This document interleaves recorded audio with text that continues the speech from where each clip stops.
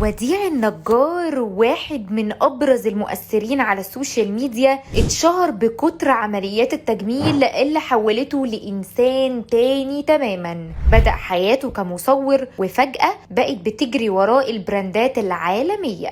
وديع النجار بيحب الموضة، طموحه كان أكبر من شغله في لبنان، فقرر يجري ورا حلمه في دبي، وفي فترة قليلة جذب المجلات العالمية لموهبته في التصوير الفوتوغرافي وخاصة مجلات الموضة، وبقى مصور للمشاهير، وقدر بشغله يعمل شبكة علاقات قوية بنجوم في عالم الفن. 20 سنة كاملة احترف فيهم وديع التصوير، وبرغم حبه لعالم الموضة قرر يغير الكارير بتاعه، فاشتغل في مجال الفنادق، ده غير انه بقى مؤسس مشارك لمركز تجميل في دبي. التحول الكبير اللي حصل في حياة وديع كان لسببين. الاول انه زهق من شغله مع الستات وعارضات الازياء اللي كانت بتجبره يقلل من وزنهم في الصور في وقت ما كانش متوافر فيه التطبيقات اللي موجودة دلوقتي وبتعدل من شكل وحجم الجسم بسهولة. اما السبب التاني فكانت علاقته بالفنانة اللبنانية إليسا اللي خلته يتصدر ترندات السوشيال ميديا كلها، وتحول بعدها لواحد من ابرز المؤثرين العرب.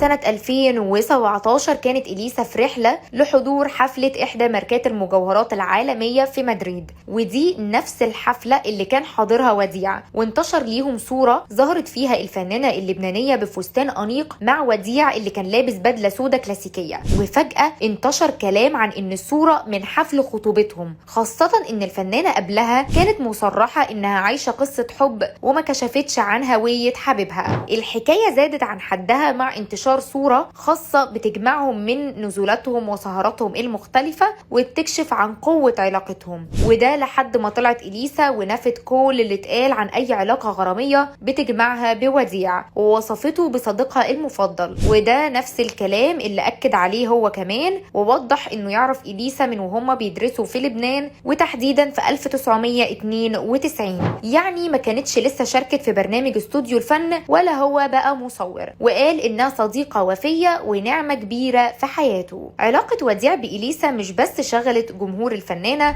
دي كمان كانت نقطة تحول كبيرة في حياته المهنية، فزاد متابعيه على السوشيال ميديا، وخاصة ان شكله استفز الكتير. وديع ما خفاش حقيقة خضوعه لكتير من عمليات التجميل، ومنها شفايفه وانفه واسنانه ودقنه، ده غير جلسات البوتوكس اللي كان بيخضع ليها باستمرار. المفاجأة ان وديع سبق وظهر في لقاء قديم مع إليسا لما كانت في ضيافة الإعلامي اللبناني نيشان بصفته واحد من أقرب أصدقائها، إلا إن التحول الجذري في شكله ما خلاش حد يقدر يصدق إن ده هو ده، وزي ما شهرته بعد الموضوع ده حققت له مكاسب مادية، فبرضه اتسببت له في أزمة نفسية من كتر تعليقات السخرية على شكله ولبسه اللي كتير من ألوانها وتصميماتها بتناسب الستات أكتر من الرجالة. وديع أكد إنه طول عمره بيحب اللبس الغريب، وإن ده مش مرتبط أبدا بتواجده على السوشيال ميديا، وقال في الأول أصبت بالاكتئاب وما كنتش فاهم ليه بيوصل لي كل التعليقات المهينة والمسيئة دي، لدرجة إني خفت وبطلت أسافر دولة معينة جات لي من أشخاص فيها تهديدات بإنهم هيخلصوا عليا لو دخلتها، بس واحدة واحدة التعليقات دي بقت تضحكني والإهانة ما بقتش تزعجني. عيلة وديع خط أحمر، بيرفض يعرض صور ليهم على السوشيال ميديا، وهو ضد كل الانفلونسرز اللي بينشروا صور أطفالهم من أسرهم لكسب مشاهدات وفلوس أكتر. والد وديع رحل وهو عنده 14 سنة، وبقى هو المسؤول عن والدته وبنت أخته اللي شهدت على إنهم فخورين بيه جدا، وعشانهم بدأ يسيطر على هوسه بالشراء وخاصة الهدوم. أما الجواز فبيرفضه تماما، وعن السبب قال مش حابب أتجوز،